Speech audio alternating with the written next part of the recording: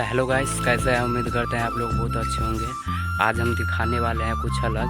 हम अपने खेत से जो धान जराई होता है ना, उसका झट्टा लेने वाले हैं।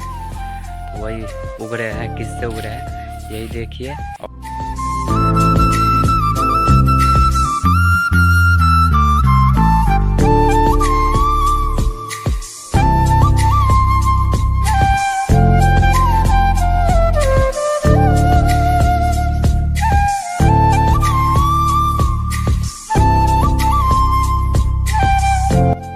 बैठ गए हैं अपने टू व्हीलर पर और सवार होकर जा रहे हैं। ये देखिए, ये मेरा ही खेत है।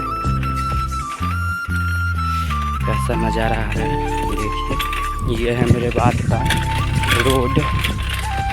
देखिए, इधर से ही अपना सब कुछ आता है, धान गेहूँ। और ये है मेरे